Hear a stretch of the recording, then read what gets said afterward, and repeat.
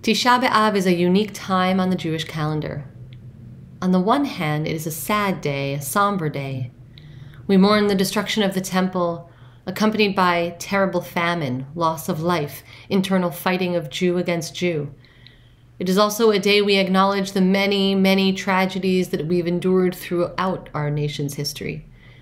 We recite keynote, liturgical elegies about the destruction of the first and second temples, but also about pogroms, the Crusades, the Holocaust. On the other hand, Tisha B'Av is a day that we recognize as a future festival, a moed. It is the day when we hope for redemption, for a messianic era. While it's a day of deep sadness, it also becomes a day of hope and comfort. As we say in our liturgy, God is the one who destroyed the temple, but also the one who consoles us and rebuilds Jerusalem. How can a time of sadness also be a rebuilding? How can suffering become redemptive? Think about the building, the walls, the edifice, the temple that we refer to again and again as we fast and mourn. Those walls represented a physical structure, but also a way of life, a way of approaching Jewish community and God, based on the sacrificial system, the central place of Jerusalem, the proximity to a national core holy site. But within those walls, there was also corruption. There was sinning and hatred. According to our tradition, the first temple was destroyed in a time of murder, idolatry, and immorality.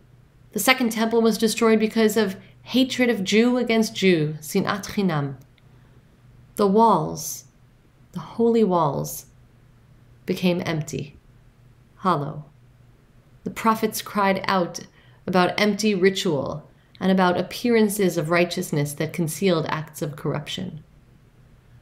When the building came down, it was the end of a long story of decline and disruption. We never would have wanted those walls to come down, nor would we have chosen the terrible suffering that accompanied the destruction. But in the end, when the dust settled and the walls were gone, the Jewish people survived. The Jewish people reinvented what it means to be a community. It found new ways to connect with God.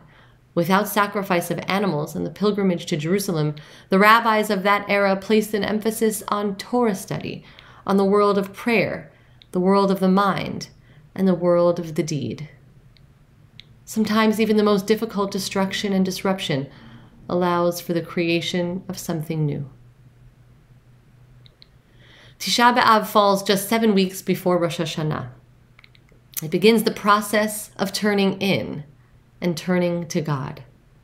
Rabbi Alan Liu wrote as follows: the time between Tisha B'Av and Yom Kippur, this great 7-week time of turning, is the time between the destruction of Jerusalem, the crumbling of the walls of the great temple, and our own moral and spiritual reconstruction.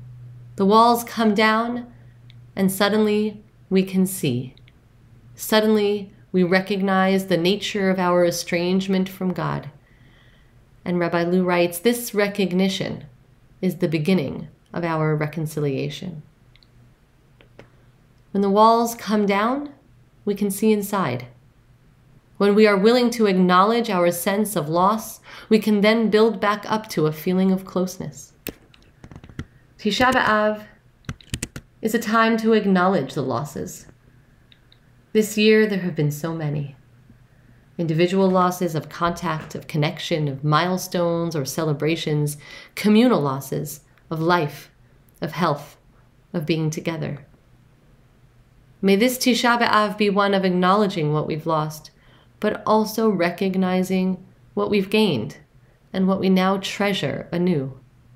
When we tear down the walls, the structures of our usual lives and habits, when the walls around our souls begin to crumble, what emerges is the process of teshuvah, the process of return.